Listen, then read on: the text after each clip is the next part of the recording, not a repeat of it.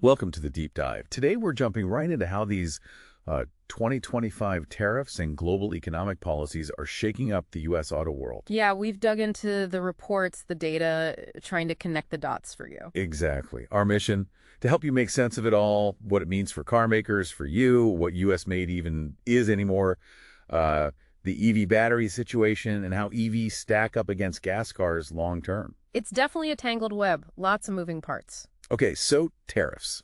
This is big. Ford's already talking about a $1.5 billion profit hit. They've even pulled their financial guidance. That screams uncertainty, right? Absolutely. And GM, they could be looking at $5 billion in extra costs. This isn't just isolated. No, definitely not. The Center for Automotive Research, they're projecting a massive, like $108 billion cost across the board for U.S. car makers because of this. An industry-wide headache, basically. And that headache eventually reaches you, the buyer. We could see car prices climbing as soon as April 2025. Yeah, Anderson Economic Group threw out some numbers, anywhere from $2,500, maybe even up to $20,000 more for certain vehicles. Wow. And Cox Automotive sees big jumps, too, maybe 10-15% for the cars hit directly, and at least 5% overall. So you might see people looking more at used cars, right? But that market has its own, well, inventory issues. True. And delays for new imported cars, maybe less availability, too. It forces car makers to react. Ford, for instance, is really playing up their U.S. manufacturing base as an advantage. But even they admit it's tough. Their COO mentioned the challenge of importing things like rare earth materials, especially from China. It shows how linked everything is. It really does. Companies are probably scrambling, rethinking their supply chains, looking for alternatives, maybe more domestic sourcing where they can. Okay, well, let's switch to that Made in America sticker. It's complicated, isn't it? More than just where the final bolt is tightened. Much more. You've got these different indexes trying to measure it, like the Cars.com American Made Index, the AMI, and the KOGAD Made in America Auto Index. And they look at different things. Exactly. Cars.com considers assembly location, yes, but also U.S. and Canadian parts content, engine and transmission origin, even U.S. factory jobs related to the car. Okay. KOGAD, on the other hand, focuses mostly on that total domestic content figure using the official AALA data. So the lists look different. Yep. Cars.com in 2024 had the Tesla Model Y, some Hondas, even a VW ID.4 near the top. Right, and KOGAD also ranked Tesla highly Model 3 performance first. But the rest of the list shuffles around a bit. You see Mustangs, Jeeps, VWs again. The key thing, though, seems to be that even the most American cars still use a lot of foreign parts, like 20% to sometimes over 90%. Precisely. And think about brands like Jeep or Dodge. They're part of Stellantis, a huge multinational company. It just underlines how global car making is now. So these indexes are useful, but they paint slightly different pictures of American-made. They measure different facets of it, yeah. Now let's talk raw materials. Steel and aluminum costs are up 25% for manufacturers because of tariffs.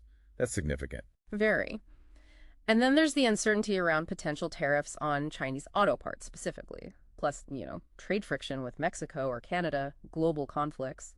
It all disrupts supply chains for materials, transport, labor. And the prices for things like lithium, cobalt, nickel, crucial for EVs, they've been volatile. Remember 2021, huge jumps in aluminum, steel, rubber prices. And we depend so much on specific places. China dominates rare earths, like 70% of production recently. South Africa and Russia for platinum group metals. Which circles back to Ford's concern about getting those rare earths from China. It's a bottleneck. A real vulnerability. Okay, so how does this all hit EVs? They were supposed to be the future, right? Well, tariffs on imported EV bits, batteries, motors, semiconductors, they jack up production costs, potentially by like 25%. So EVs could get more expensive for you, the buyer. That might slow things down adoption-wise. It could, especially for people really watching the price tag. And it might make foreign companies think twice about investing in EV production here in the U.S. The tariffs on lithium-ion batteries from China seem particularly important here. And China may be restricting rare earth exports. It's a complex situation. You want to support domestic industry, but you don't want to kneecap the transition to new tech like EVs by making key parts way more expensive. So what are the potential fixes? More domestic production? Finding other countries to source from? All of the above. Plus, a big push towards battery recycling. Companies like Redwood Materials are really leading the charge there. Right, recycling. That helps with the supply chain and the environmental side, too. Definitely. Building a resilient EV supply chain needs multiple strategies. Thinking about the whole life cycle. EV manufacturing, especially the battery part, has a higher carbon footprint up front, right? Initially, yes. But then you have zero tailpipe emissions while driving. ICE cars keep emitting greenhouse gases. So over the lifetime, EVs usually come out ahead, especially if your electricity grid is cleaner. Exactly. The break-even point can be surprisingly quick, maybe 6 months to a couple of years, depending on the grid. And while EV battery disposal is a challenge we're working on, let's not forget ICRs have plenty of components that need disposal too. What about the cost side for the owner? EVs often cost more to buy, True, though incentives can help.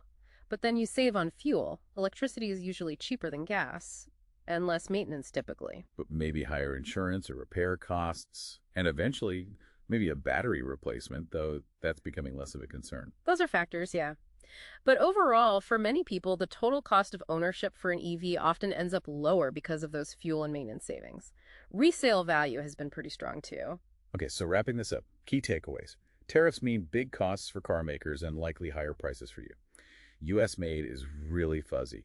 Getting raw materials is tangled up in global politics and ethics. And EVs face tariff hurdles, but still offer long-term pluses for the environment and potentially your wallet. It's this intense mix of global trade realities and the push for sustainability really reshaping things. Absolutely. It's constantly evolving. So the final thought for you to chew on. With all these interconnected factors, trade, sustainability, technology, what other maybe unexpected things could end up influencing your choice the next time you need a new car? Something to consider. Thanks for joining our deep dive today.